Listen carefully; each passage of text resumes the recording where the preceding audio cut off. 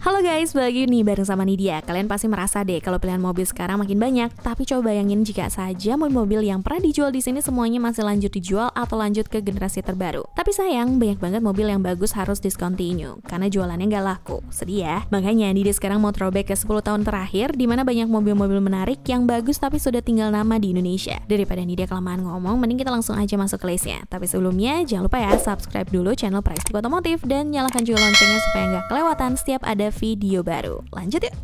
Yang pertama langsung Ford nih, bukan Ford Fiesta. Fiesta mulu dari kemarin. Tapi yang sekarang dibahas adalah Ford Everest. Memang Ford dulu pernah berjaya dengan Ford Ranger, tapi Everest ini lebih populer untuk sebagian besar masyarakat Indonesia. Jauh sebelum Fortuner dan Pajero Sport menguasai pasar SUV leather frame Indonesia, Ford dengan sangat visioner menciptakan sebuah SUV berbasiskan double cabinnya yaitu Ford Ranger. Jadi Everest ini adalah versi SUV dari Ranger alias SUV leather frame. Mobil ini pertama kali lahir ke bumi tahun 2001 di Thailand. Pertama kali dijual di Indonesia pada tahun 2003. Pada saat itu belum ada pesaingnya. Makanya Everest ini cukup populer di kalangan pencinta SUV. Meskipun kebanyakan orang saat itu masih belinya sedan. Mobil ini memiliki desain yang bongsor khas SUV leather frame dengan kaki-kaki yang cukup tangguh dan mesin diesel yang bertenaga. Mobil ini menjadi pilihan mereka yang ingin menghadapi medan berat. Kemudian mobil ini mendapatkan MAJPR facelift pada tahun 2007 yang orang-orang bilang sebagai generasi kedua. Penyegaran ini dilakukan agar mobil ini siap melawan Toyota Fortuner yang baru aja diluncurkan pada tahun yang sama. Di generasi kedua inilah baru Everest mendapatkan mesin TDCi 2500 cc dengan tenaga 142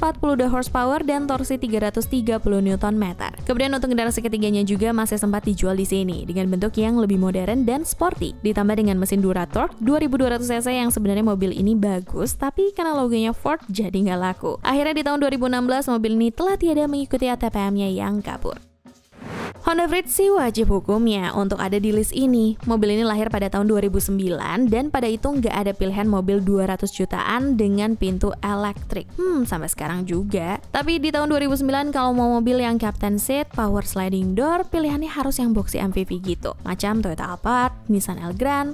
Itu kan mahal ya. Honda tiba-tiba nongol, jebret, Honda Freed. Langsung laku keras pada saat itu. Mobil ini berbasiskan dari Honda Jazz, kemudian dijadikan sebuah MPV. Meskipun dari luar kelihatannya mobil ini kecil karena memang ini sebuah compact MPV. Tapi surprisingly mobil ini dalamnya lega, apalagi bagian depannya. Karena untuk bagian cockpitnya Freed mengusung desain cafe table. Enak deh pokoknya naik Freed ini. Mobil ini juga secara lokal dirakit di Indonesia, makanya harganya bisa bersaing meskipun tidak semurah LMPV pada zamannya sih. Karena memang mobil ini menawarkan kemewahan lebih. Mesin yang sama dengan Honda-Honda lainnya, 1500 cc iVTEC, tapi dengan transmisi AT 4 percepatan. Agak beda dengan Honda yang biasanya CVT. Seiring waktu entah mengapa pamor dari mobil ini makin meredup di Indonesia sampai pada akhirnya mobil ini berhenti dijual pada tahun 2016 dengan alasan segmennya digantikan Honda BR-V.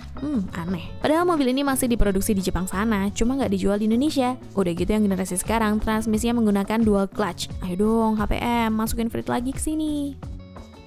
Kecil, lincah, ganteng, terus bukan Jazz atau Yaris. Inilah pesaingnya dari Suzuki, yaitu Suzuki Swift. Sayang kenapa penjualannya harus kalah dengan dua mobil itu, padahal ini mobil yang enak banget loh. Hadir di Indonesia sejak tahun 2004, mobil ini memang menjadi alternatif untuk mereka yang gak mau Honda Jazz atau Toyota Yaris. Mobil ini memiliki desain yang kompak dan cukup timeless, bahkan sampai mendapatkan julukan Poor Man Mini Cooper, karena banyak sekali pemilik mobil ini yang memasangkan stiker hitam di atapnya, ala-ala Mini Cooper gitu. Padahal secara angka penjualan, mobil ini bisa dibilang cukup sukses, karena peredarannya di jalan pun cukup banyak. Generasi keduanya meluncur pada tahun 2014 dengan desain yang lebih membulat-bulat dan mesin yang mengecil menjadi K14B 1400 cc. Mesinnya sama dengan Suzuki R3. Tapi Swift ini juga memberikan varian Swift Sport yang menggunakan mesin 1600 cc dengan tenaga 138 horsepower. Itu menjadi mesin yang sangat luar biasa karena tenaganya setara dengan mesin 2000 cc. Sekarang Swift Sport menjadi kolektor item di Indonesia dan harganya naik terus. Waktu memasuki ke generasi ketiganya, Suzuki Mobilindo sempat membawa Swift generasi ketiga di ajang pameran Gias. Namun sayang, pajangan hanya sekedar pajangan. Mobil itu nggak pernah dijual di Indonesia. Padahal nih dia pengen banget ngeliat Swift itu berkeliaran di jalan. Kalau di luar negeri sih masih di jalan sampai sekarang Swift generasi ketiga ini. Nissan juga dulu pernah sebenarnya punya mobil untuk menyaingi hatchback Honda dan Toyota, yaitu Nissan Livina, versi short wheelbase dari Grand Livina. Gak tau kenapa Nissan ngasih nama Livina. Ini bikin bingung search engine sebenarnya. Kalau kita search Nissan Livina sekarang, pasti yang muncul Grand Livina. Mungkin ini juga penyebab mobil ini nggak laku dan harus tamat. Kalau Jazz dan Yaris itu lebih mengarah ke jiwa muda yang sporty, Nissan Livina ini lebih mengarah kepada kepraktisan sebuah MPV dengan buntutnya yang dipotong. Tapi Livina juga memiliki varian sportinya, yaitu Livina X Gear dengan penambahan add-on plastik yang membuat mobil ini merasa lebih sangar. Di versi terbarunya, mobil ini sudah menggunakan mesin 1500 cc dual CVT dan transmisi CVT. Namun tetap itu tidak menolong. Akhirnya lambat laun eksistensi mobil ini memudar dimakan waktu dan tidak kuat melawan penjualan Honda Jazz dan Yaris yang terlalu overpower. Kemudian tongkat estafet mobil ini dilanjutkan oleh Nissan March varian 1500 cc. Namun March juga rasanya tidak lebih baik dari mobil ini dan akhirnya harus tutup usia juga. Namun kalau kalian masih mau nyari secondnya si Livina ini masih lumayan banyak dan harganya juga udah terjangkau banget.